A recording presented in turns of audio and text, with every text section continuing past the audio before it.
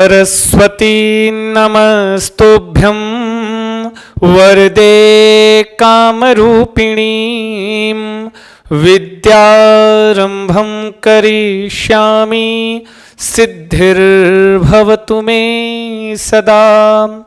नमस्कार, स्वागत है आपके जाने से पहचाने से आपके अपने YouTube चैनल संस्कृत चंद्रा पर। मेरे दोस्तों, मेरे प्यारों, मेरे भावी शिक्षक और शिक्षिकाओं, आशा है, विश्वास है आप होंगे स्वस्थ, आप होंगे मस्त। सारे छात्र कर रहे होंगे अपने अपने एग्जाम की तैयारी। जो भी जुड़ गए हैं उनका सबका हम बहुत बहुत स्वागत करते हैं, वंदन करते हैं और अभिनंदन करते हैं जी। जितने छात्र जुड़े हैं सबका हम बहुत स्वागत करते हैं। और देरी के लिए चूंकि थोड़ा सा एक कार्यक्रम में व्यस्तता है ना जी, एक कार्यक्रम में छोटे से एक सेमिनार की में थोड़ा व्यस्तता है, तो वहाँ से भागते हुए तो हमें लगा क्लास ले लेनी चाहिए। आ गए थे तो हम कहे क्लास ले लेते हैं ना जी। बाकी वहाँ पे अब थोड़ा सा कल परसों में समाप्ति उसकी हो जाएगी, तो बस उसके बाद आपको एकदम रेगुलर क्लासेस मिलेगी है ना जी। वंदे मातरम। अजय कुमार जी नमस्कार, वंदे मातरम है ना जी। कोई बात नहीं है, अगर जो जगन है वो क्लास ले लें, नहीं तो आराम से सुखेन आनंदन बाद में पढ़ लीजिएगा, ठीक है जी। हालांकि आपका ये जो थंबनेल है वो पुराना है, क्योंकि भागते दौड़ते क्लास में आया हूं है ना जी। तो जो थोड़ा बहुत अगर असुविधा के लिए खेद है, थोड़ा बहुत अगर कुछ गड़बड़ होगा तो ठीक है जी। शुरुआत करते हैं। ये आपको आज हम पढ़ाने वाले हैं कारक की जो श्रृंखला है। चूंकि आज एक क्लास पब्लिक किया हूं मैं, ये चूंकि आज कारक का लास्ट लगभग लास्ट हो ही जाएगा, तो इसलिए क्लास पब्लिक की गई है। तो ये जो पेड छात्र हैं उनसे मैं बता रहा हूं कि भाई आपकी ये क्लास जो है वह पब्लिक है। क्या है जी? आज यह क्लास आपकी पब्लिक की गई है, पेड वाली क्लास, ठीक है जी। तो आइए हम लोग आज पढ़ेंगे एक साथ मिलकर अधिकरण कारक। कौन सा जी पढ़ना है हमको?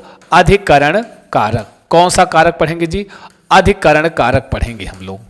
अधिकरण कारक, ठीक है जी। कौन सा कारक? अधिकरण। चूंकि आपने अपादान पढ़ लिया है संबंध कारक। चूंकि भी हम, क्योंकि कारक 6 होते हैं, आपने कर्ता पढ़ा, कर्म पढ़ा है ना जी, संप्रदान पढ़ा, अपादान पढ़ा, संबंध नहीं।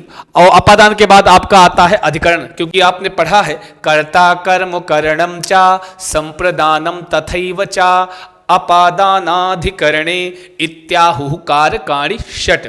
तो पहले हम कारक के विषय में चर्चा करेंगे। चूंकि कारक 6 होते हैं तो पहले उन 6 कारक की चर्चा करेंगे। बाद में जो विभक्तियां 7 होती हैं तो वो षष्ठी विभक्ति, क्योंकि षष्ठी में संबंध कारक हम मानते नहीं हैं, संस्कृत मानता नहीं है, इसलिए हम उस षष्ठी विभक्ति को लास्ट में पढ़ेंगे। कारक में अधिकरण कारक उसके हम पहले पढ़ते हैं। कोई दिक्कत तो नहीं है, कोई समस्या तो नहीं मेरे प्यारों? क्यों? आगे चलें, आगे बढ़ते हैं। मेरे प्रिय छात्रों, जितने छात्र जुड़े हुए हैं सभी का स्वागत, वंदन और अभिनंदन हम करते हैं, ठीक है जी।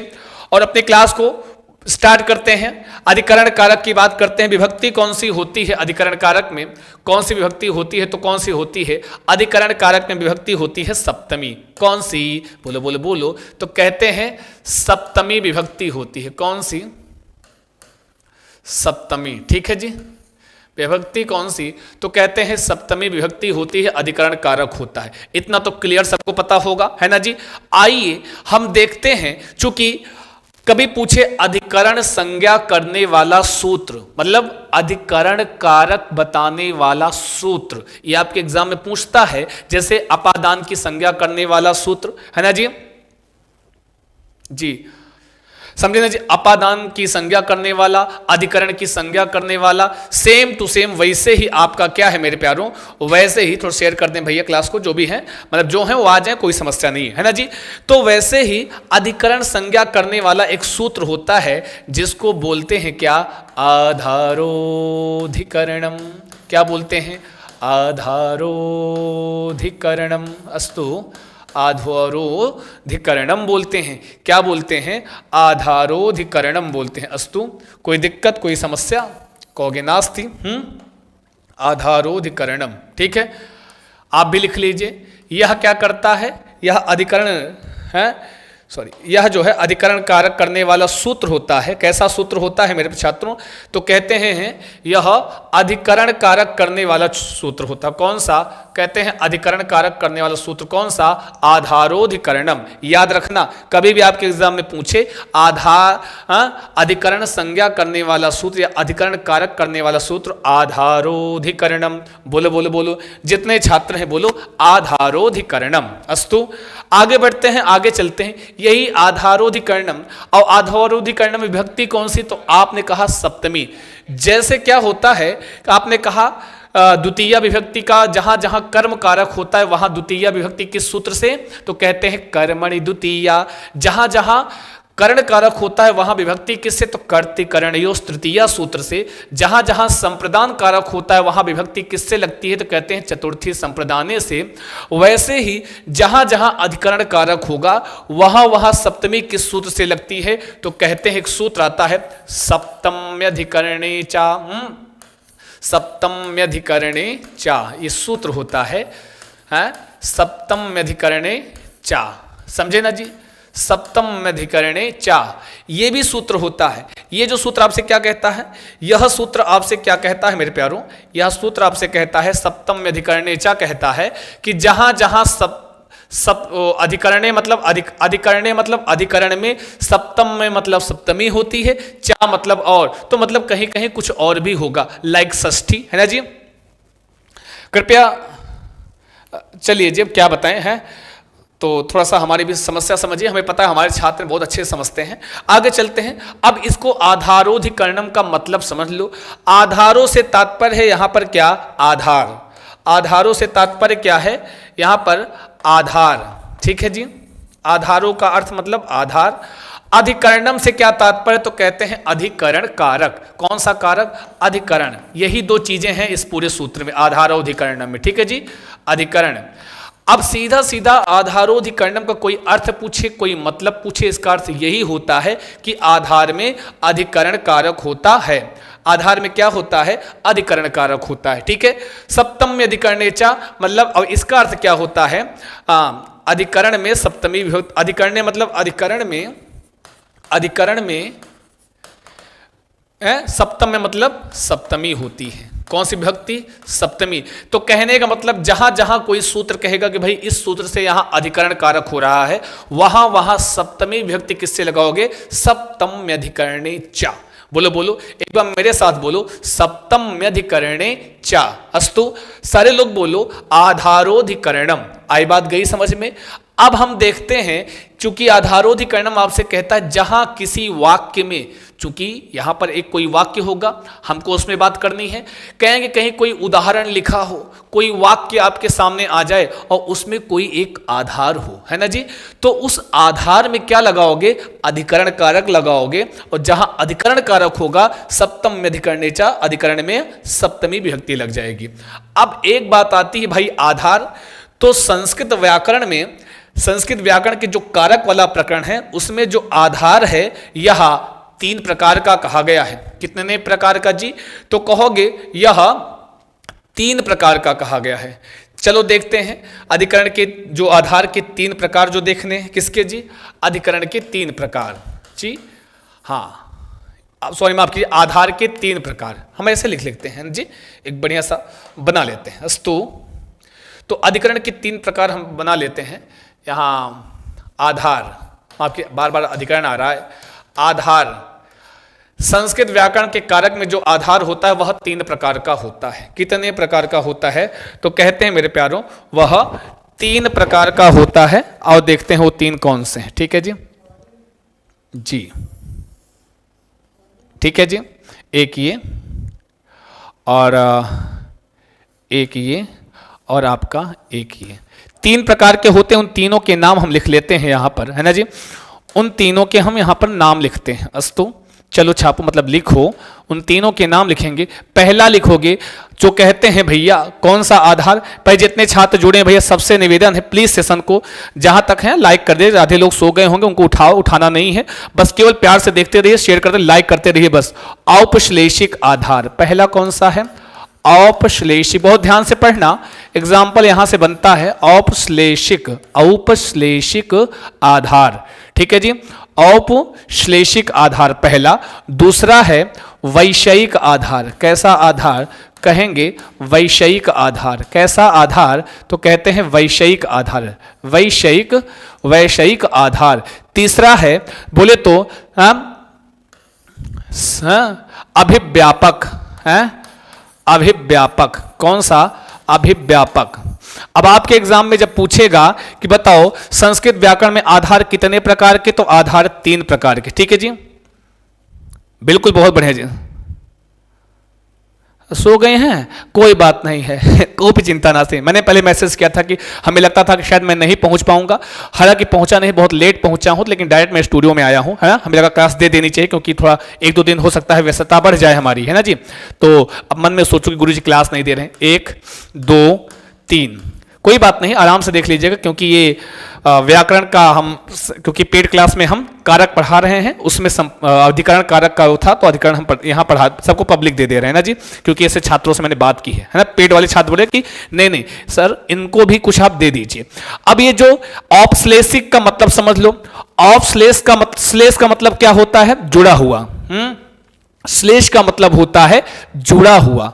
श्लेष का मतलब टच, स्पर्श, कोई वस्तु किसी से छुई होगी, वह ऐसे टच में होगी, वो क्या है? श्लेष कहलाता है। तो ये औपश्लेषिक आधार ऐसा आधार होगा जिसमें कहीं ना कहीं आधार किसी में स्पर्श हो रहा होगा, है, टच हो रहा होगा। बढ़िया, सुन रहे, सही कह रहे हैं, मारे खींच के लो कर लो बात, है ना जी। तो औपश्लेष में पक्का उदाहरण कुछ ऐसा होगा जहां पर आपको कोई वस्तु उस आधार में टच होती हुई नजर आएगी। जैसे हम कहते हैं, जैसे आप अपने बेड पे लेटे हुए हो, आप लेट कर देख रहे हो अपना मोबाइल, क्लास देख रहे हो, तो इस समय आपकी जो बॉडी है वो आपके बेड से स्पर्श में है, टच में है ना। तो इस समय जो आपके बेड का जो आपका आधार है, आपका बेड, वो आपके लिए कैसा आधार होगा? औपश्लेषिक आधार होगा। आप कहीं खड़े हो, किसी फर्श पे खड़े हो, जैसे मैं आप खड़े होकर मैं आपको पढ़ा रहा हूं, तो इस समय ये जो फर्श है वो हमारे पैर के, जो हमारा पैर है, दोनों का स्पर्श है आपस में। तो मेरे लिए ये जो हमारी फर्श है जहां मैं खड़ा हूं, ये फर्श मेरे लिए किस प्रकार का आधार है? तो औपश्लेषिक आधार है। समझे ना जी? हमें पता है, हमें आशा है कि आप समझ गए होंगे। अगर समझ गए हैं तो कमेंट करके बताएं, ठीक है जी। औपश्लेषिक आधार समझ गए, जहां पर कोई वस्तु किसी से स्पर्श हो रही हो, टच हो रही हो, इज कॉल्ड किम? औपश्लेषिक। और इसका एक उदाहरण है, छापो है, आओ लिखो, चुप पे क्लास को शेयर कर दो, भेज दो, जिसको देखना होगा देखेगा, नहीं देखेगा, है ना जी। बहुत दयालु हैं। आओ, हाँ बहुत दयालु भाई, पेड क्लास वाले कहते हैं भाई हमें थोड़ा इनको भी पढ़ा, मतलब इनको दे दीजिए, है तो कोई बात नहीं। इसका उदाहरण लिखो, और उदाहरण लिखने के पहले एक चीज समझ लो, ध्यान देना, ये औपश्लेषिक, वैषयिक और अभिव्यापक, इसमें जो उदाहरण आपको बताए जाएंगे और वही एग्जाम में पूछेगा तो वही उदाहरण पूछेगा, है। ये पिट उदाहरण हुआ करते हैं। विभा सिंह जी, प्रीति सिंह जी, जितने भी उज्ज्वला जी और संध्या जी, शिखा शिवाय जी, जितने नीलम राजपूत जी, पूनम पांडे जी, जितने गिरीश कुमार जी, सबका बहुत स्वागत है भाई, बंधन है, आप जग रहे हैं, इसके लिए आपको बहुत धन्यवाद। आप क्लास में आए हैं, इसके लिए बहुत बहुत धन्यवाद, क्योंकि आपकी उपस्थिति से हम हैं, नहीं तो नहीं। उदाहरण लिखो, कटे आस्ते, लिखो कटे आस्ते, बोलो। अब तब तो बेड था नहीं, है, तब तो बेड था नहीं, तो काहे उदाहरण दें बेड वाला, है। तो चलो लिखो कटे आस्ते, लिखो, ये है उदाहरण आपका, ठीक है जी। उदाहरण क्या है? कटे आस्ते, लिखो कटे आस्ते। कटे आस्ते किसका उदाहरण है? औपश्लेषिक आधार का। कटे आस्ते का मतलब क्या होता है? चटाई पर। आस्ते मतलब बैठता है, किस पर जी?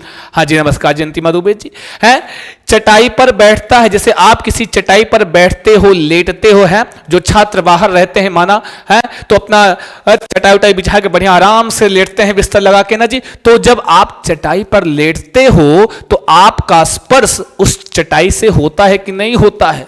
कहीं ऐसा तो नहीं कि चटाई नीचे, आप चटाई और आपके बीच में जगह है, आप इतने ऊपर उड़ते हुए लेटे हो, ऐसा तो नहीं होता ना। आपका स्पर्श, आप जब लेटते हैं तो आपका आधार आपकी चटाई होती है, और चटाई से आपका स्पर्श होता है, इसलिए उस समय जो कट का मतलब होता है चटाई, ठीक है जी। और उस समय जो आपकी चटाई होगी आपके लिए किस प्रकार का आधार है? औपश्लेषिक है, वैषयिक है, या फिर अभिव्यापक है, तब कहोगे औपश्लेषिक होगा। समझ में आ गया होगा? आई बात गई समझ में राहुल मधेसिया जी? अरे हम क्या बताएं भाई साहब हैं। देखो हमें भी पता है कि हमारे छात्र वहां वेट कर रहे थे और हमें भी आपका ध्यान था, हमारे दिमाग में आप ही लोग चल रहे थे, सच बता रहा हूं, है ना जी। तो कटे आस्ते किसका उदाहरण? औपश्लेषिक आधार का, है ना जी। आगे चलें, आगे बढ़ें। दूसरा का है वैषयिक।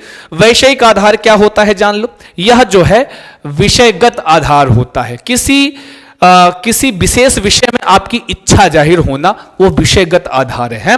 किसी विषयगत, किसी विशेष विषय में, जैसे इसका एक उदाहरण आता है बहुत प्यारा सा और अच्छा सा, लल्लन टॉप सा। तो बोले बोले बोले तो कौन सा? कहते हैं मोक्षे इच्छा अस्ति। कौन सी? मोक्षे इच्छा अस्ति।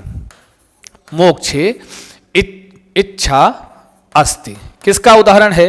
पूछेगा एग्जाम में ऐसे देख के, बताओ मोक्षे इच्छा अस्ति किस प्रकार के आधार का उदाहरण है? औपश्लेषिक का, वैषयिक का या फिर अभिव्यापक का? समझे ना जी। तो क्या बताओगे जी? ये वैषयिक आधार का उदाहरण है।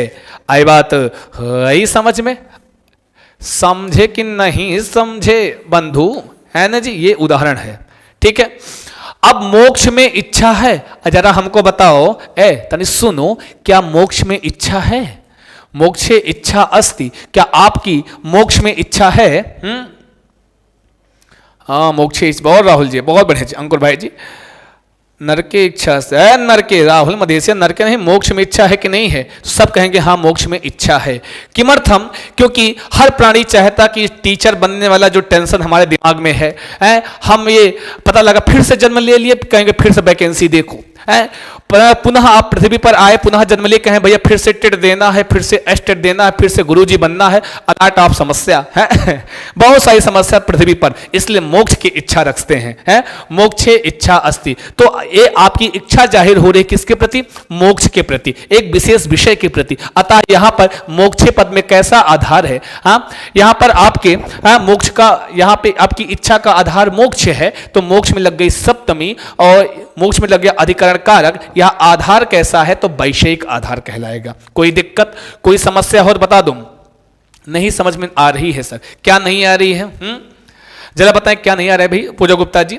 आधार है, आधार मतलब जानते हैं, जैसे ये पेन है, ये पेन है, इसका आधार क्या है? इस हथेली पे रख दिए तो इस पेन का आधार क्या है? हथेली है। आप कुर्सी पर बैठे हो तो उस समय आपका आधार क्या है? आपकी कुर्सी है, उसी आधार की हम बात कर रहे हैं, ठीक है जी। और लेकिन 3 टाइप्स ऑफ आधार, यहां 3 प्रकार बताएंगे। एक औपश्लेषिक, जो आपको मैं बता रहा हूं, ये पेन हमारी हथेली पे रखा हुआ, तो इस पेन के लिए हमारी हथेली कैसा आधार है? औपश्लेषिक, क्योंकि इस हथेली से इस पेन का स्पर्श है, इसलिए ये क्या है? औपश्लेषिक है। वैषयिक में क्या होता है? यह विषयगत होता है, किसी विशेष विषय में आपकी इच्छा जाहिर करना। तो मोक्ष में इच्छा है और आएगा तो यही उदाहरण आएगा, इसके सिवा कोई नहीं है। कि जान लो, ये समझ के पढ़ो, घबराओ नहीं कि वहां कुछ और पूछ लिया, नहीं। अगर आपके एग्जाम में मोक्षे, ये पूरी मैं गारंटी लेता हूं 99.9%, 0.1% छोड़ देते हैं, और नहीं तो ढूंढो कहां गए, चंद्रा सर बड़ा बताते थे यही वाला आएगा है 100%। तो 99.9% में यही उदाहरण आएगा, ठीक है। आगे आते हैं अभिव्यापक। कैसा आधार? अभिव्यापक आधार। हां क्या जी? अभिव्यापक आधार। अब बताओ, जैसे आसंदे तिष्ठति है, आसंदे मतलब क्या? कुर्सी, कुर्सी पर बैठता है, ठीक है जी। अभिव्यापक, नाम से ही पता चल गया क्योंकि व्याप्त होगा, है ये बृहद व्याप्त होगा। कौन? अभिव्यापक आधार, है ना जी। या कैसा होगा जी? कि ये व्यापक आधार होगा।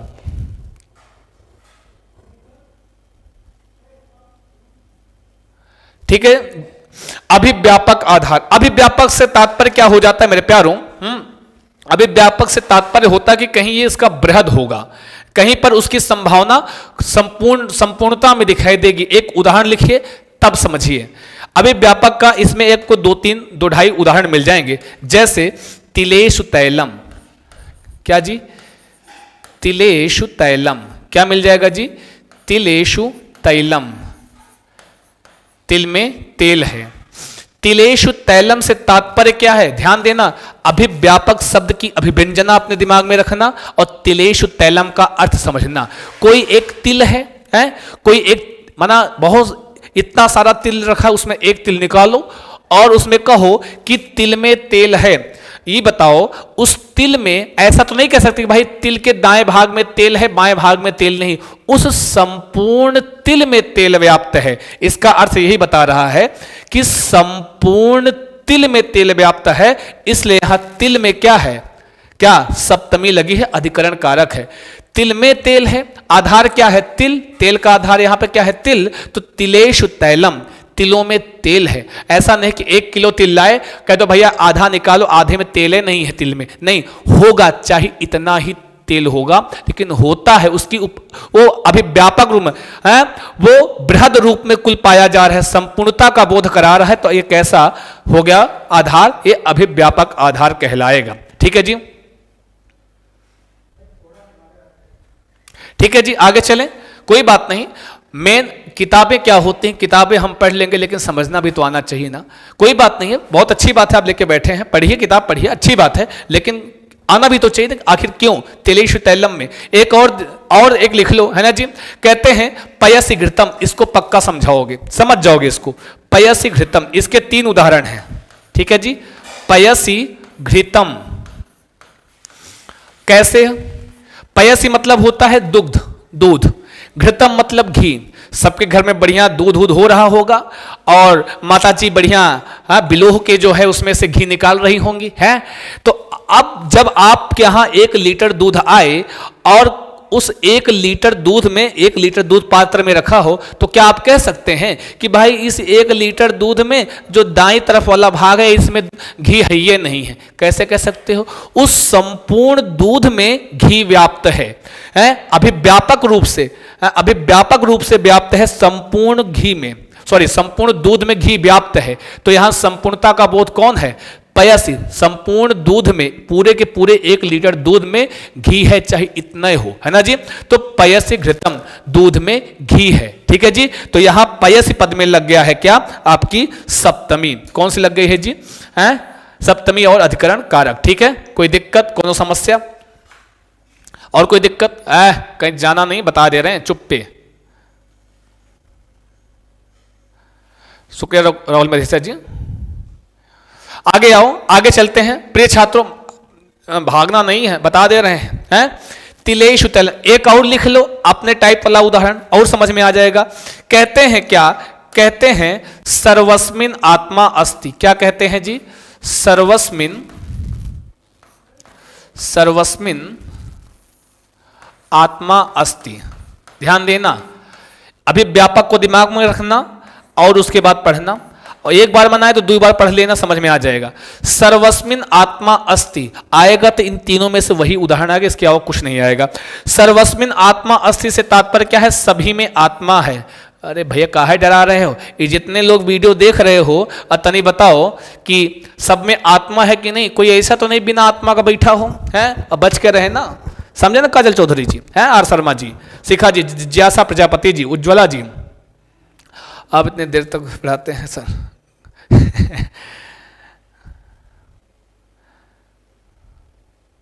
हाँ जी, जानते हैं जी, पयसि घृतम, दूध जैसे हुआ वैसे सर्वस्मिन आत्मा, सभी में आत्मा व्याप्त है। यहां पर जो आत्मा की व्याप्ति है सर्वत्र है, ऐसा नहीं कि भाई ऐसा है ये जो 72 लोग देख रहे हैं, 72 लोग, इसमें 50 लोगों में आत्मा है और 22 लोगों में, 20-22 लोगों में आत्मा नहीं है। ऐसा कह सकते हो क्या? नहीं कह सकते हो, क्योंकि आत्मा की व्याप्ति यहां कुल बताए कि सभी में आत्मा है, सब में आत्मा है।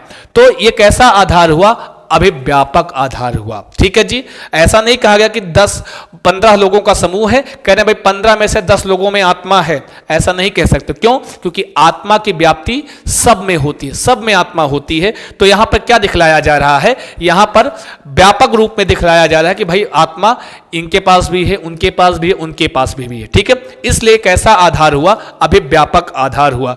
पयसि घृतम, संपूर्ण 1 लीटर दूध में घी व्याप्त है। ठीक है जी, अतः जो है उस संपूर्ण घी, संपूर्ण दूध में घी व्याप्त है, तो वहां वो अभिव्यापक का जो है बोध करा रहा है हमें। ठीक है जी, अब थोड़ा बहुत समझ गए होंगे। मेरे में नहीं है सर, है कहा नहीं है, कोनो दिक्कत? आत्मा नहीं है, अचानक पकड़ लो, दूर रहे ना भैया, ही नहीं तो फूंक मारेंगे आप बिना आत्मा वाले। ये बिना आत्मा वाले भी हमारे आ गए हैं, बड़े आए, मारे खींच के, आओ आओ आओ, संस्कृत विराट में पूरी आत्मा दी जाएगी। ध्यान देना। अब देखो प्रश्न कैसे बनता है, चूंकि भाई पढ़ तो लिए, अब प्रश्न कैसे बनता है ये जान लो, है ना जी। और देख लो नीलम राजपूत जी, जितने छात्र जुड़े हुए हैं, सोनी वर्मा जी, ये आप पूछेगा कि संस्कृत आधार कितने प्रकार का, तो क्या बताना, 3। कौन कौन से, बोलो मेरे साथ बोलो, मुंह से आवाज आनी चाहिए, बता दे रहा हूं, आपके आवाज आनी चाहिए, हम सुन रहे हैं। बोलो औपश्लेषिक आधार, बोलो बोलो कौन सा, बोलो बोलो औपश्लेषिक आधार। दूसरा का वैषयिक आधार। तीसरा अभिव्यापक आधार। आधार हो गए 3 और सबके अपने अपने अपने उदाहरण हैं। आई बात गई समझ में। जैसे कभी पूछे निम्नलिखित में से औपश्लेषिक आधार का उदाहरण है, तो ये भी दिया होगा, ये भी दिया होगा, ये भी दिया होगा। तो औपश्लेषिक आधार का उदाहरण क्या है, तो कहोगे कटे आस्ते। कौन सा जी, कटे आस्ते। ये किसका उदाहरण है, कटे आस्ते। कटे में लगी है सप्तमी, ठीक है। आगे आते हैं, दे देगा कि भाई मोक्षे इच्छा अस्ति, यह किस प्रकार के आधार के अंतर्गत आता है, तो एक का उदाहरण याद कर लेना कि आपकी इच्छा किस में, मोक्ष में, है ना जी। तो मोक्षे इच्छा अस्ति, यह कैसा है, कहेंगे यह वैषयिक आधार है। कैसा है जी, वैषयिक आधार है। आई बात गई समझ में, कोई समस्या तो नहीं है। आगे बढ़ते हैं। अभी पूछेगा जरा बताएं कि सर्वस्मिन आत्मा अस्ति के किस पद में लगी है सप्तमी, तो आत्मा की व्याप्ति सब में दिखलाई जा रही है? रमेश, महेश, सुरेश, गणेश सब में, तो वहां पर सर्वस्मिन पद में सप्तमी लगी है। और यह सर्वस्मिन पद कैसा है, अभिव्यापक आधार है, वैषयिक आधार है या औपश्लेषिक। तो आपने पढ़ा है कि अभिव्यापक आधार में 3 उदाहरण होते हैं, तिलेषु तैलम, पयसि घृतम, सर्वस्मिन आत्मा अस्ति। ये तिलेषु तैलम थोड़ा ज्यादा पूछा जाता है। आई बात गई समझ में, क्या मुस्कुराते हैं जी, है वाह क्या बात है। बहुत अच्छे जी, बहुत शुक्रिया आपकी उपस्थिति का, है ना जी। इतनी रात में अगर हमसे जुड़े हैं तो आपको बहुत बहुत शुक्रिया, बहुत धन्यवाद हमारी ओर से, इतना मेरे साथ है लगे रहने के लिए। बाकी चलते हैं। इतना समझ में आ गया, नहीं आया होगा कोई भी दिक्कत नहीं। अभी हम जब डाउट क्लास लेंगे, प्रकरण वाइज में डाउट क्लास दूंगा, समझे ना जी। हाँ, लेकिन पेड क्लास वालों का, ठीक है। हाँ, तो उनसे उनका चाहिए, मैं सेशन जब पूरा हमारा सिलेबस खत्म हो जाएगा, एक बार संधि का, एक बार समास का, कारक का, जितने टॉपिक हैं, आपको जो डाउट होगा अभी से मैं कह रहा हूं पढ़ते समय अलग किए रहना, ताकि उस समय पूछो तो हमको बता पाओ, ठीक है।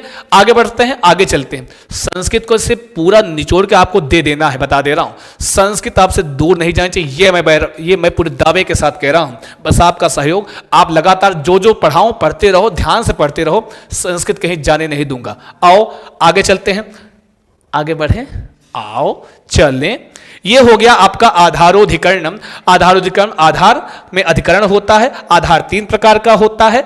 ये सबका अपना अपना उदाहरण। फिर आगे चलें, आगे चलें, आगे चलो। फिर कहते हैं सप्तम में अधिकरणे चा। कौन सा जी, भाई सबकी उपस्थिति थोड़ा और बढ़ा दो, है और थोड़ा बढ़ा दो। अब जहां जहां अधिकरण कारक वहां वहां सप्तमी विभक्ति होती है, ये तो आप जानते ही जानते हैं। कहां कहां, जहां जहां आधार वहां वहां सप्तमी। कोई समस्या तो नास्ति, कोई समस्या तो नहीं है। आओ देखते हैं एक अगला सूत्र आपके लिए हम देते हैं। अगला सूत्र चलो जरा छापो, मतलब बोले तो लिखो। कहते हैं साध्व साधु प्रयोगे चा। बोलो बोलो बोलो, मेरे साथ बोलोगे सब लोग, बोलो तेज से मत बोलो, बगल वाला जग जाएगा तो बहुत मारेगा। हाँ, बड़े आए उसके कान में बोल दो जाके, साध्व साधु प्रयोगे चा। बोलो बोलो बोलो, साध्व साधु प्रयोगे चा, साध्व साधु प्रयोगे चा। ऐसे ही बोलना है, साध्व साधु प्रयोगे चा। ये सूत्र है आपका क्या, साध्व साधु प्रयोगे चा। सब एक में जोड़ के लिखो, है ये साधु साधु प्रयोगे चा। आई बात गई समझ में? समझे कि नहीं समझे तो समझ जाओ बाबू। साध्व साधु प्रयोगे चा, समझ गए ना जी। साधु साधु क्या है, सूत्र है। अब पूछेगा साधु साधु प्रयोगे चा, बताओ किस कारक का सूत्र है। तो बताओ ना जी किस कारक का सूत्र है। बोलो बोलो, साधु साधु प्रयोगे चा, बोलो ना जी किस कारक का सूत्र है। तब कहोगे, आपका उत्तर होगा, भूलोगे नहीं, अधिकरण कारक का। देखिए जी, मैं आपसे इसलिए बुलवाता हूं, आपसे इसलिए उच्चारण करवाता हूं। देखो, कंजूसी मत करना, क्योंकि आप जितना बोले रहोगे एग्जाम में वो ध्वनि आपको यहां पे झंकृत होगी, वो ध्वनि आपको याद आती, साध्व साधु प्रयोगे चा, ये ध्वनि याद आएगी तो आप बिठा लोगे, साध्व साधु प्रयोगे चा। अधिकरण कारक होता है और सप्तमी विभक्ति होती है। आइए मतलब समझ लेते हैं। आओ इसका अर्थ जानते हैं, साध्व साधु प्रयोगी चा का। ठीक है जी, बहुत बढ़िया, बहुत स्वागत है सबका। जितने छात्र हैं सबसे निवेदन है, प्लीज सेशन को लाइक करना मत भूलिएगा, क्योंकि ये आपकी सामने की जो उपस्थिति होती है, जो आपकी उपस्थिति होती है, यही हमारी ऊर्जा होती है, यही हमारा डिनर है, यही हमारा है बोले तो ग्लूकोन डी है। आओ, इसमें दो चीजें हैं, एक है साधु, कौन बोले बोले बोले बोले बोले तो कौन अजी साधु, और एक पद है साधु असाधु, और एक पद क्या है असाधु। प्रयोगे मतलब प्रयोग में है, साधु और असाधु शब्दों के प्रयोग में का होता अधिकरण कारक, और सप्तम में अधिकरणे चा से सप्तमी विभक्ति होती है। बोल रहे हो कि नहीं? बोलना भाई। सोनी वर्मा जी और एस के यादव जी, राध्वी मौर्य जी, जितने छात्र हैं और जिनको पेड क्लास लेनी है उनको मैं बता चुका हूं, पेड क्लास के लिए आप ये लिखा हुआ नंबर है 7985789062 पर, वो चाहे TET, super TET, C TET, किसी भी टेट की तैयारी कर रहे हो, संस्कृत को इंडिविजुअल स्पेशल रूप में संस्कृत पढ़ना है, इस नंबर पर व्हाट्सअप कर सकते हैं अपना नाम लिख के, और साथ में जो है आप इस पर कॉल भी कर सकते हैं। ठीक है, पेड क्लास के लिए। तो साधु और असाधु दो शब्द रट लेना, मतलब ध्यान में रख लेना, कौन कौन से, साधु और असाधु। एक साधु शब्द है, एक असाधु। पर्टिकुलर ये शब्द उस किसी उदाहरण में दिख जाए, कौन सा, साधु शब्द लिखा हो, असाधु। अब साधु का मतलब वो ये दाढ़ी वाला साधु नहीं है, कमंडल वाला साधु नहीं, साधु से तात्पर्य है सज्जन व्यक्ति। साधु से तात्पर्य क्या है, सज्जन व्यक्ति, और असाधु से तात्पर्य उसी का अपोजिट बना लो, विलोम बना लो ना जी। क्या होता है जी, विलोम बना लीजिए जी। भाई चिल्लाकर बोल रहे हैं पूजा गुप्ता जी, आप तो समझते होंगे कि इसी चिल्लाने में कितनी एनर्जी लगती है ना जी। क्या करें, हैं आपको, अब इतना बढ़िया पढ़ते हो कि बोलने पर हम मजबूर हो जाते हैं, है ना जी। आओ आओ इधर आओ। तो जानते हैं ना जी, साधु असाधु के प्रयोग में अधिकरण कारक और सप्तमी होती है।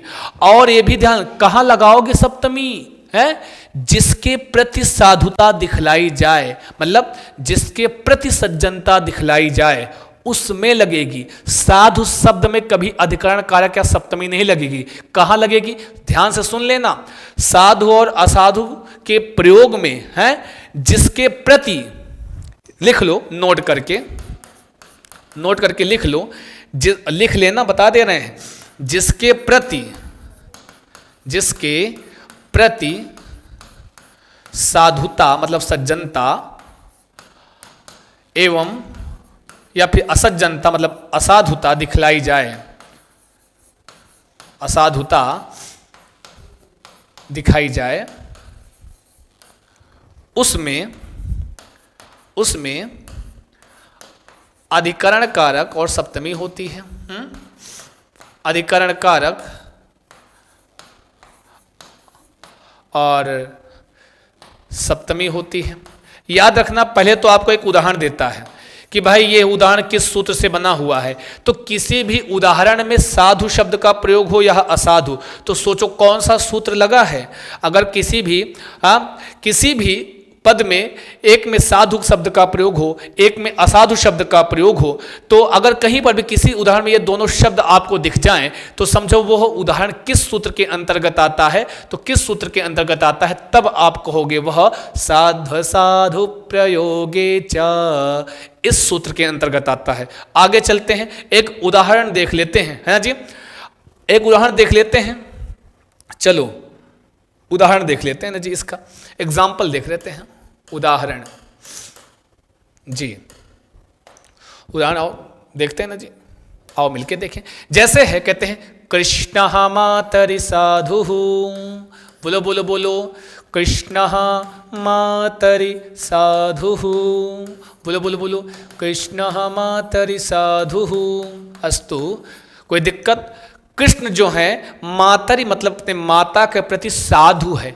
अब यही एग्जाम्पल दे देगा, माना एग्जाम में बताएगा कृष्ण मातरी साधु, इस वाक्य में सप्तमी लगी कहाँ है, अधिकरण कारक लगा कहाँ है, जरा बताओ सोने वालों। शुक्रिया जी प्रीति सिंह जी। कृष्ण, ये आप लोगों का, आप लोग पढ़ते बढ़िया हो तो मजबूर कर देते हो। ये आपका कोई टीचर तभी अच्छा पढ़ा पाता है जब सामने वाला है बोले तो छात्र जब इतनी उत्सुकता और इतनी विनम्रता के साथ इतने अच्छे से पढ़ते हैं तो कोई भी टीचर मजबूर हो जाएगा ऐसा पढ़ाने के लिए, है। तो बताओ कृष्ण मातारी साधु किस पद में सप्तमी लगी है, जरा बता दो हमको तो। राधे गुर्जर जी कह रहे ये मैं कहाँ आ गया, आप सही जगह आए हैं, अभी तक कहीं और थे आप। टीच करते हैं शुक्रिया आकृति यादव जी। जितने छात्र हैं बहुत बहुत शुक्रिया, बहुत धन्यवाद, आपका प्यार, आपका दुलार सारे छात्रों का संस्कृत चंद्रा के प्रति। हम कुछ नहीं है, सब संस्कृत चंद्रा के हैं, ये सब संस्कृत चंद्रा है ना जी, बस यही है। और प्रिय छात्रों, आपका प्यार, आप दुलार लगातार ऐसे मिलता रहे और कुछ नहीं चाहिए, है ना जी। कृष्ण मातारी साधु में किस पद में, जरा लिख के हमको बताओ, पहले जल्दी बताओ, क्योंकि मैंने आपको अर्थ बताया है। कहाँ लगा है जी, मातरी, वेरी गुड, बहुत बढ़िया। चूंकि आपको कहा गया ना कि ये साधु और जिसके प्रति साधुता और असाधुता दिखलाई जाएगी उसमें लगाना है। साधु और असाधु शब्द में कभी अधिकरण या सप्तमी नहीं होगी। तो कृष्ण किसके प्रति साधुता दिखला रहा है, कृष्ण किसके प्रति सज्जन है, कहे माता के प्रति है। तो माता में लग गया सप्तमी एक वचन और हो गया मातरी, जैसे पितरी वैसे मातरी। अस्तु, कोनो दिक्कत तो नहीं बंधु, कौनो समस्या तो नहीं है। ये आपको पीडीएफ मिल जाएगी, आपके टेलीग्राम चैनल पर ये पीडीएफ आपको प्राप्त हो जाएगी। तो कृष्ण मातरी साधु, मातरी पद में आपका सप्तमी विभक्ति लगी है। सूत्र कौन सा प्रयोग, किस सूत्र से यहां पर हो रहा है, तब आप कहोगे यहां पर आपका सूत्र लगा हुआ है कौन सा कौन सा कौन सा, साध साधु प्रयोगे चा। अस्तु, आगे चलते हैं, आगे बढ़ते हैं। एकम उदाहरण इतोपि लिखत, कहते हैं वही कृष्ण जो है अपनी माता के प्रति साधु थे।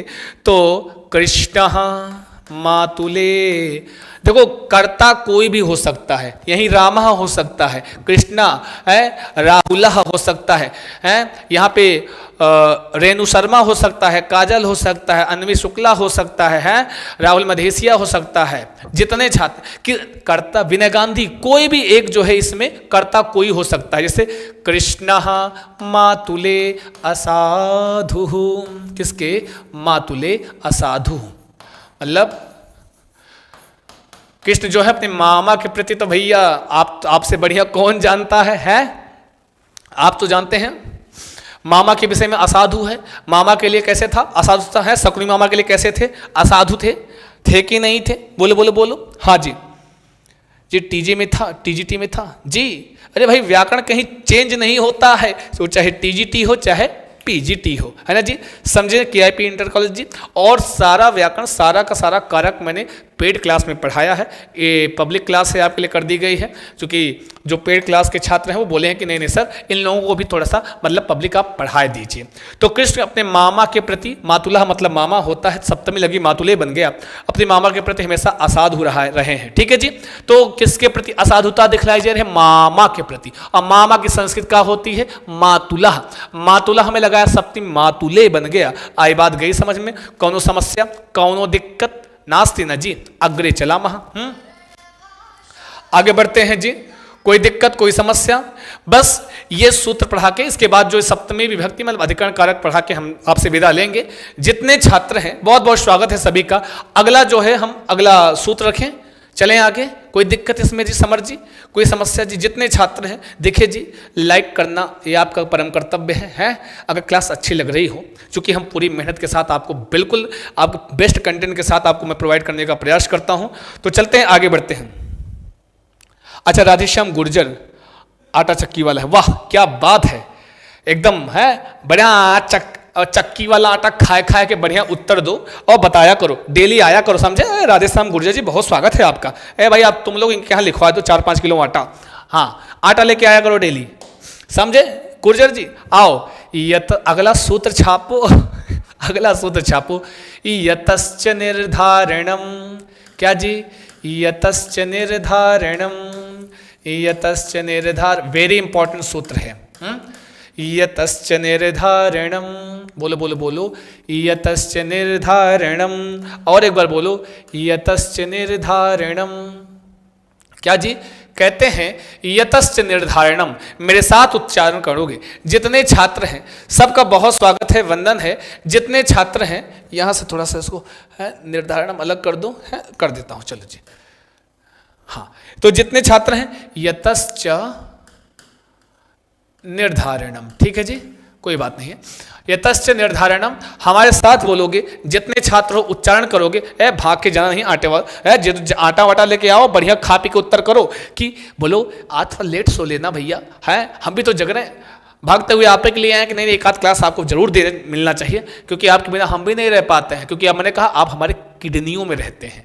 यतश्च निर्धारणम बोलोगे तभी आगे पढ़ाएंगे। आवाज यहां तक आ रही, चाहे चुप्पे लेटे लेटे बोलो, सब शांत है, तो यतश्च निर्धारणम ऐसे बोलो तब भी हम सुन लेंगे, लेकिन बोलना है सबको।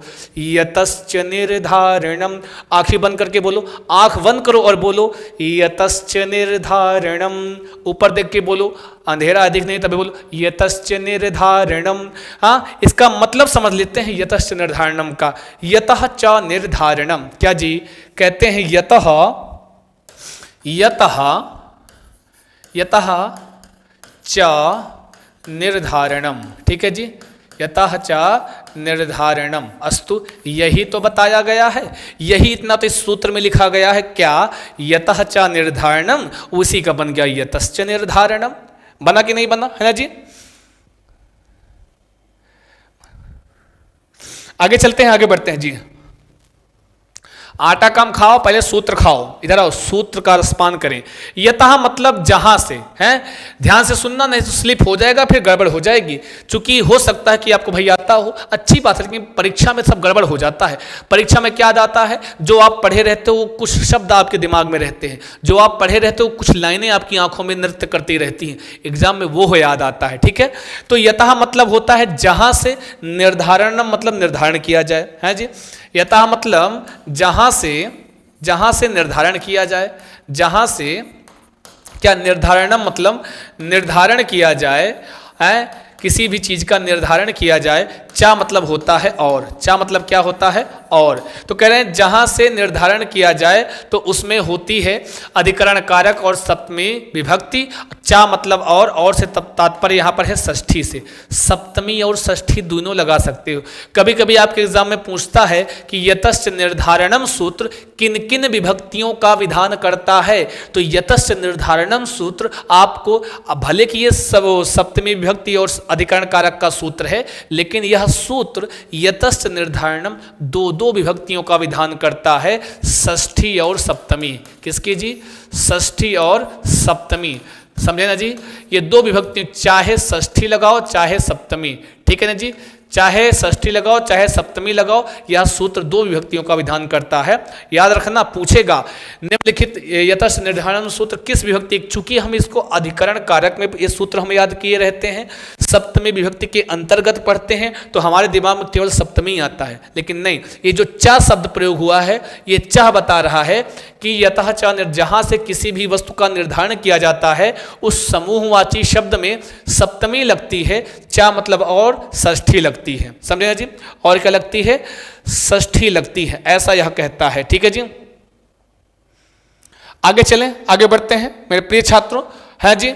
आगे चलते हैं। इसका पूरा थीम क्या होता है? यतश्च निर्धारणम आपसे कहता है कोई समूहवाची शब्द होगा। ध्यान देना, ध्यान से सुनना, इसको परिभाषित, ये तो शब्दशः अर्थ था, ये शब्दशः अर्थ है, इसको थोड़ा पारिभाषिक रूप में समझो कि जब किसी समूहवाची शब्द से, समूह का मतलब ढेर सारे लोग होंगे, किसी समूहवाची शब्द से किसी गुणधर्म के आधार पर किसी एक का निर्धारण किया जाए। जैसे कहा जाए कि भाई कि संपूर्ण छात्रों में जो रमेश है वह बहुत चालाक है, तो एक छात्रों के समूह से राम को चालाक बताया जा रहा है उसके विशेष गुणधर्म के आधार पर, तो कहेंगे सर सप्तमी कहाँ लगेगी, उस राम में लगेगी या फिर उस समूह में, उस छात्रों में? तो कहेंगे नहीं नहीं, राम में सप्तमी नहीं लगेगी, वो जो समूहवाची छात्रों में, उन उसमें सप्तमी लगेगी। कभी राम में जिसका निर्धारण किया जा रहा है उसमें सप्तमी नहीं लगती है,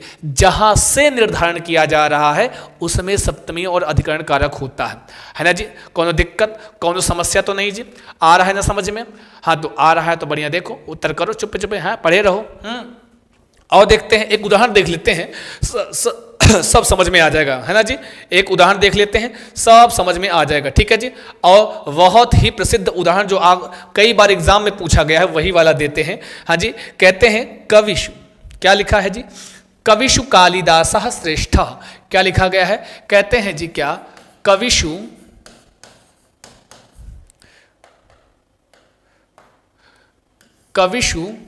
कालिदासः श्रेष्ठः। क्या है जी? कालिदासः श्रेष्ठः, ठीक है जी। कविषु कालिदासः एक वाक्य है और कई बार एग्जाम में भी आया है। कविषु कालिदासः श्रेष्ठः, इसका अर्थ होता है कि कवियों में कालिदास श्रेष्ठ हैं। ध्यान देना, यतस् निर्धारण सूत्र आपके से क्या कह रहा है कि कोई समूह, कवियों का समूह, बहुत सारे कवि हुए, उन समस्त कवियों में बता रहे हैं कि जो कालिदास हैं वह श्रेष्ठ हैं। और यतस्य निर्धारणम सूत्र ही कहता है किसी समूहवाची शब्द से जब किसी एक का विशेष गुणधर्म के आधार पर उसका निर्धारण किया जाता है तो उस समूहवाची शब्द में सप्तमी लग जाती है और अधिकरण कारक हो जाता है। हाँ बढ़िया, बहुत ध्यान से सुनना, कहीं अगर स्लिप हो जाएगा तो फिर दिक्कत हो जाएगी, समझे ना जी। किताबों में लिखा हमको सब मिल जाता है लेकिन उसको समझना भी होता है ना जी। तो अब यहाँ पे समूहवाची शब्द क्या है? कवियों में कवियों का समूह, तो उसी में लग गई सप्तमी, बन गया कविषु। क्या बन गया जी? जैसे हरिषु वैसे कविषु। क्या बन गया जी? कविषु। तो इसी में लग गई अधिकरण। पूछेगा कविषु कालिदासः श्रेष्ठः में किस पद में सप्तमी लगी है? तो कविषु में लगी है। और किस पद में अधिकरण कारक हुआ है? तो कविषु में हुआ है। कविषु कालिदासः श्रेष्ठः बताओ किस सूत्र का उदाहरण है? तो कहोगे यतस्य। मैं टाइप्स ऑफ क्वेश्चन बता रहा हूँ, बताओ ये वाक्य किस सूत्र का हो? तो कहोगे यतस्य निर्धारणम का उदाहरण है, ठीक है। और कह रहे हैं कि चूंकि ये सूत्र कहता है दो विभक्तियों का, चाहो तो षष्ठी लगाओ चाहो तो सप्तमी। अब यहाँ कविषु में सप्तमी लगी है, सप्तमी का बहुवचन, तब भी सही है। अगर कविषु ना होके यहाँ कविनाम होता तब भी सही होता है। षष्ठी लगी होती क्या? कविनाम कालिदासः श्रेष्ठः। चाहे कविनाम कालिदासः श्रेष्ठः तब भी सही, कविषु कालिदासः श्रेष्ठः तब भी चाहिए। यहाँ कविषु में लगी है सप्तमी, यहाँ लगी है षष्ठी। अब ऐसा क्यों हो रहा है? चाहो तो ये लगाओ चाहो तो, क्योंकि यतस्य निर्धारणम सूत्र ही हमसे कहता है कि अगर ऐसी स्थिति, ऐसी परिस्थिति किसी वाक्य में नजर आ रही है कि किसी समूहवाची शब्द से किसी एक को अलग किया जा रहा है, तो समूहवाची शब्द में आप चाहो तो सप्तमी लगा दो चाहो तो षष्ठी लगा दो, दोनों आपका सही माना जाएगा, ठीक है जी। देखिए जी, एक छोटा सा निवेदन है राधे गुर्जर जी, चूँकि अगर सामने कोई पढ़ा रहा है तो उसको डिस्ट्रैक्ट ना करें, क्योंकि बड़ी ऊर्जा लगती है और बड़ी मेहनत के साथ आपके लिए काम किया जाता है, ठीक है जी। तो प्रिय छात्र, हमारे बहुत प्रिय छात्र हैं आप, प्रिय राधे जी, आप आराम से सुकून से पढ़िए, फालतू का मतलब ऐसे कमेंट मत कीजिए कि मतलब क्या, ठीक है। आप इससे कोई दिक्कत हो हमसे पूछो, हम बताएंगे। प्रिय छात्र बुरा मत मानना, पढ़ते रहो, ठीक है जी। आगे चलें, कोई दिक्कत तो नहीं बंदा? कोई समस्या हो बताओ, बोलो बोलो बोलो। जैसे हम कहते हैं छात्रेषु, कह सकते हैं इसे छात्रेषु, या फिर कह लो छात्राणाम, तब भी सही है। छात्राणाम मतलब षष्ठी और छात्रेषु मतलब क्या हो गया आपका? सप्तमी। छात्रेषु या छात्राणाम मोहनः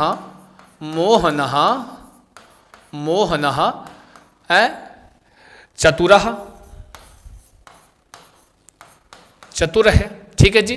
कहते हैं छात्रों में जो मोहन है वह चतुर है, ठीक है जी। अब बहुत सारे, एक किसी क्लास में बहुत सारे छात्रों का समूह है जी,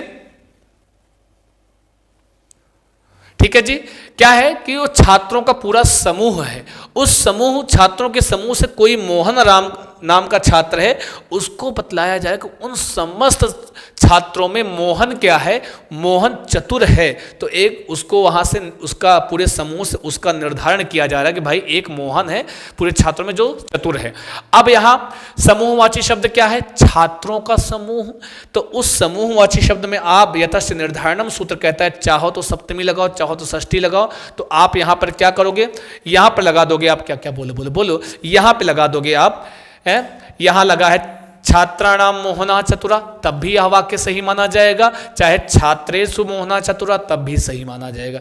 कहे तो कहे यतस्य निर्धारणम सूत्र कहता है कि ये चूंकि यहाँ पर एक स्थिति, एक सिचुएशन बन रही कि ये सिचुएशन किसी समूह से किसी एक का निर्धारण किया जा रहा है, तो समूहवाची शब्द में है जी क्या होगा, सप्तमी या षष्ठी लग जाएगी। हाँ बस खत्म करने वाले हैं, क्योंकि एक इसमें ज़्यादा सूत्र नहीं है, इसमें जो भी सूत्र थे वो हो गए हैं। यही इतना आपका सूत्र था सप्तमी में, ज़्यादा क्योंकि इतना ही इंपॉर्टेंट है आपके लिए पढ़ने में। सूत्र तो बहुत सारे हैं लेकिन ये आपके लिए इंपॉर्टेंट है ना जी। तो बस ज़्यादा नहीं रखेंगे, इतना ही रखेंगे। इसमें कोई दिक्कत हो आके बहुत है कि हाँ नृणाम या नृषु, या कहते हैं नदीषु गंगा श्रेष्ठा है, या नदी नाम गंगा श्रेष्ठ, नदियों में गंगा श्रेष्ठ है ना जी, ऐसा कहा जाए, है ना जी। एक लिख लो, एक उदाहरण लिख लो जी। नदीषु या फिर कह लो नदी नाम, या फिर कह लो नदी नाम। एक उदाहरण और लिख लो, बस उसके बाद क्लास ऑफ करेंगे जी, चूँकि समय हो गया। भोजन कीजिए सब लोग जाके, है ना जी, हमको भी जाना है। नदीषु या नदी नाम गंगा क्या श्रेष्ठा, नदी नाम गंगा श्रेष्ठा। ठीक है जी, नदियों में गंगा क्या है, श्रेष्ठ है। नदियों में क्या है, गंगा जी श्रेष्ठ है, नदियों में गंगा श्रेष्ठ है। तो नदियों में बहुत सारी नदियां हैं, गंगा, यमुना, सरस्वती, पेरियार इत्यादि इत्यादि इत्यादि। उन समस्त नदियों में किसी एक नदी को कहा जा रहा है वो श्रेष्ठ है, वो कौन, गंगा। तो गंगा में लगेगा सप्तमी की श्रेष्ठा में कि नदी नाम में है, कहेंगे नहीं नहीं नदी के समूह में लगेगा। तो चाहिए तो लगाओ सप्तमी और चाहो तो लगाओ षष्ठी, दुई को दुई नो सही। आई बात गई समझ में, कौनो समस्या तो नहीं बंधु, है ना जी, कोई समस्या तो नहीं है। और आपकी इस पावन पुनीत उपस्थिति के लिए, हाँ कि देखिए 96 लाइक है, 4 और कह दो तो 100 पहुंचा तो फिर हम जाएं। इतना तो कर सकते हैं जी। अगर आपको लग रहा है कि थोड़ा सा भी लग रहा हो कि हाँ गुरुजी बता रहे हैं, पढ़ा रहे हैं, तो लाइक करके जाओ, चुप पे खींच के मारेंगे और आएंगे तो अंगूठा पकड़ के लाइक करेंगे, बता दे रहे हैं। समझे कि नहीं समझे, आगे बढ़ें।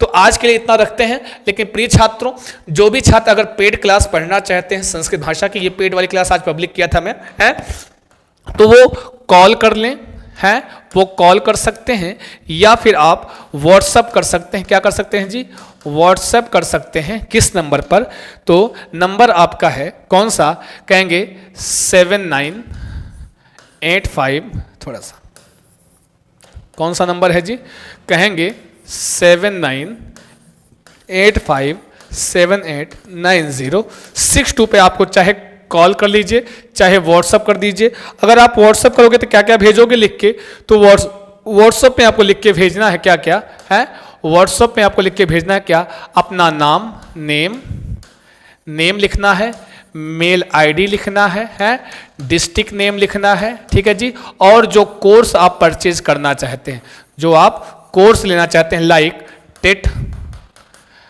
एस-टेट या फिर सी नामक टेट, ठीक है जी। आप कॉल कर सकते हैं। हाँ मिस कॉल मत कीजना, मिस कॉल मत करना, पूरा कॉल करना, ठीक है। हाँ बस आज के लिए इतना ही। और संस्कृत चंद्र ही हमारा टेली नामक ग्राम है, उस टेली नामक ग्राम पर आप जुड़ सकते हैं, है स्वीकार से कर सकते हैं। जाइए चुप्पे नींद लेके बढ़िया से सो, ठीक है जी, और खा पी लेना। और नहीं तो कहाँ गए राधे गुर्जे जी, बोलो इनसे आटा मंगवा लेना, क्योंकि इनका आटा चक्की है और बढ़िया शुद्ध आटा खाएंगे आप लोग। लेते हैं आपसे विदा। शुभम भूयात सर्वदा, स्वस्थ रहें, मस्त रहें, व्यस्त रहें, करते रहें अपने एग्जाम की तैयारी। शुभ रात्रि, धन्यवाद। क्लास के बाद क्लास कैसी लगी कमेंट करना मत भूलिएगा। धन्यवाद जी।